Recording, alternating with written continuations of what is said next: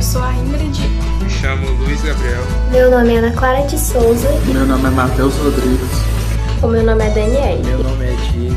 Meu nome é Maria Clara e o nosso trabalho é sobre a cuidação.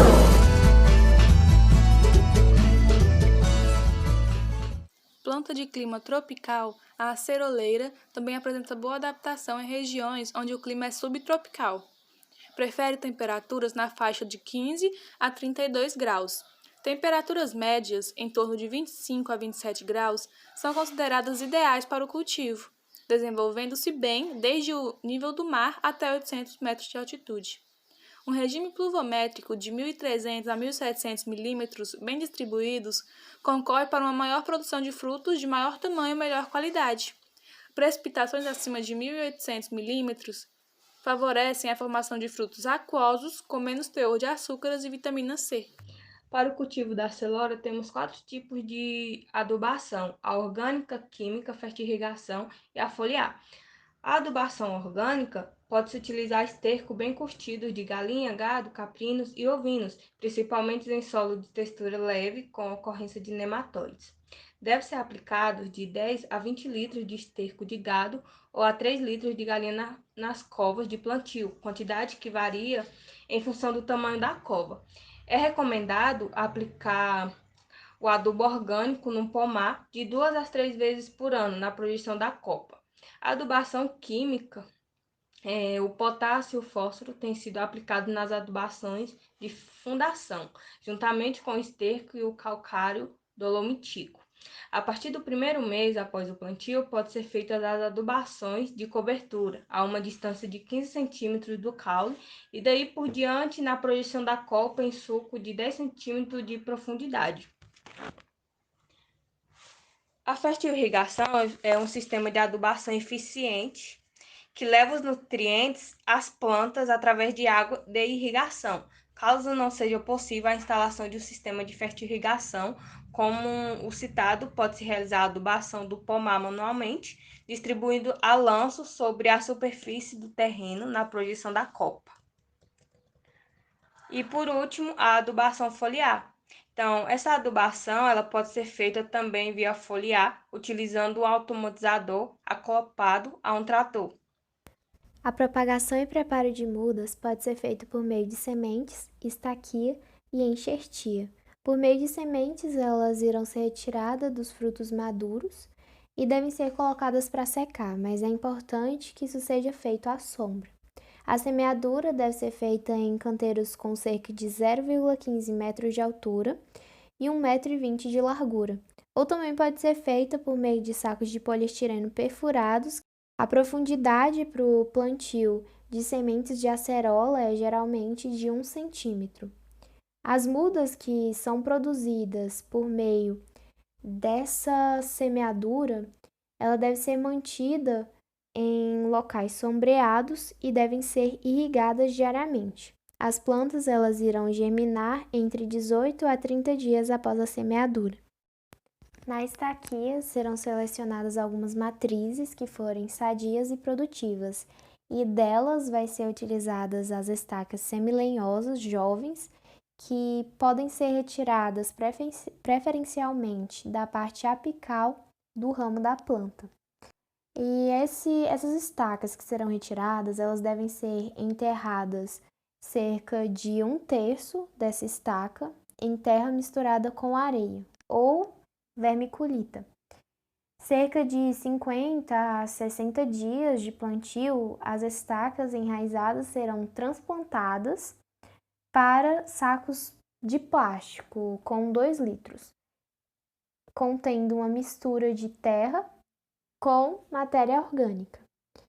E quando essas plantas atingirem a altura entre 15 a 20 centímetros, elas devem ser levadas a campo.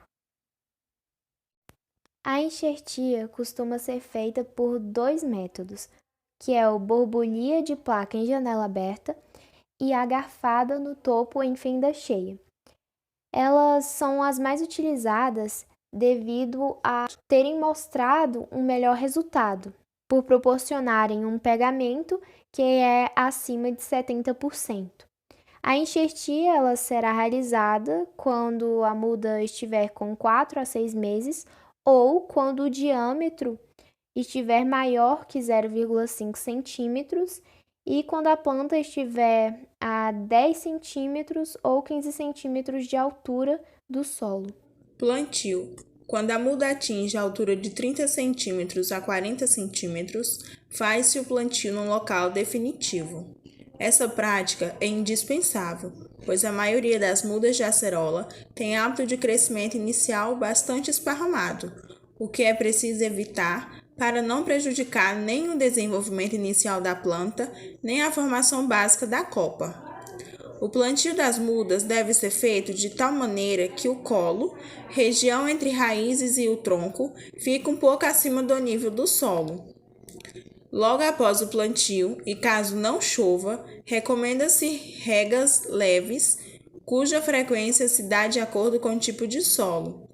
Em solos arenosos, as regas devem ser mais frequentes e em solos argilosos, menos frequentes.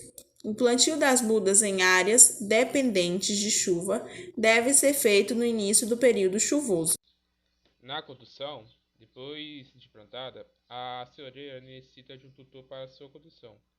Este tutoramento tem o objetivo de auxiliar a formação de ramos voltados para o alto, impedindo que os frutos encostem no chão.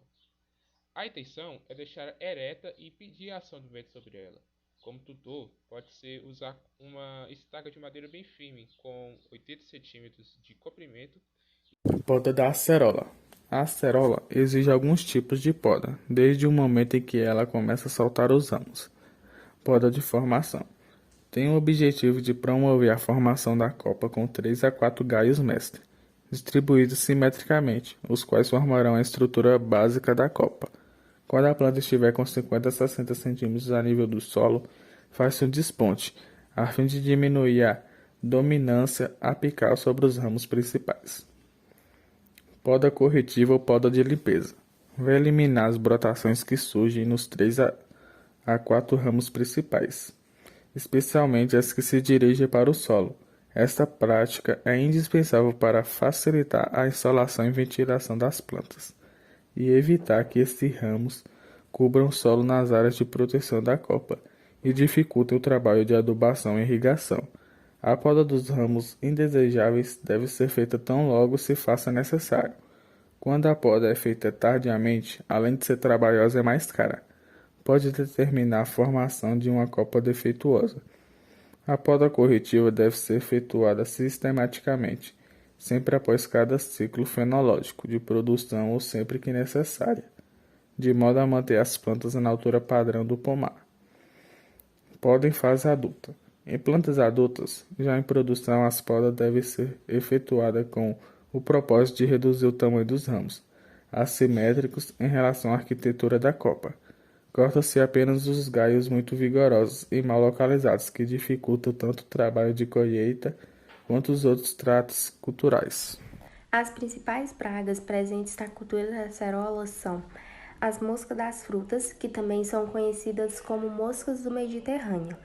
O adulto delas, ele ovoposita na casca do fruto, e as larvas, ao eclodirem com o fruto, elas penetram e destroem a polpa, apodrece e deprecia os frutos para comercialização.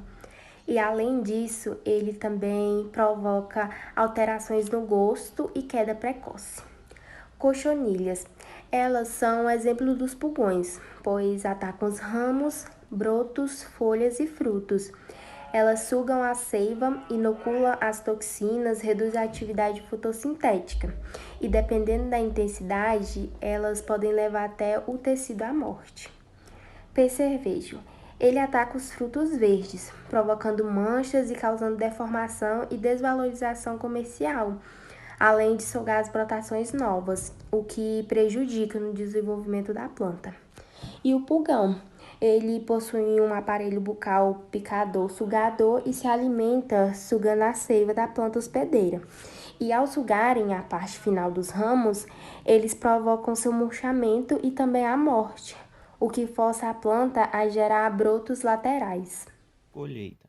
As plantas de acerola em geral apresentam desuniformidade na floração, ou seja, essa desuniformidade acaba provocando a presença de flores e frutos em diversos estágios de desenvolvimento, como podemos ver nas duas imagens. Como o principal critério de estimar o ponto de colheita é a coloração externa, isso acaba dificultando a colheita. O ponto exato da colheita depende do destino do fruto. Quando o fruto é destinado para o congelamento ou processamento, o ideal é que colha os frutos quando eles estiverem com a coloração vermelha suave, pois ainda estarão firmes e resistirão melhor ao manuseio. Se a colheita for destinada à produção de sucos ou ao consumo como fruta fresca, o ideal é que colha os frutos assim que eles amadurecem. E essa colheita deve ser feita com bastante cuidado, uma vez que os frutos são muito sensíveis e sofrem danos com facilidade, como ferimentos, amassados, casca rompida e escorrimento do suco, o que não é bom para o comércio. Essas situações ocorrem devido ao manuseio e o embalamento inadequado em caixas da colheita. Já para a indústria farmacêutica, deve colher os frutos quando atingem a coloração vermelho intensa, que são destinados para a produção de remédios, cápsulas e concentrados em pó. Durante a colheita, o produtor pode utilizar caixas de PVC de tamanho pequeno. Essas caixas elas devem ser forradas e necessitam de receber uma adaptação. Essa adaptação serve para o colhedor andar com ela sobre o pomar e quando ela estiver cheia, não há necessidade de substituí-la. Essa adoção desse tipo de caixa previne danos aos frutos no manuseio, tendo em vista não haver a necessidade de transferir os frutos para outro recipiente.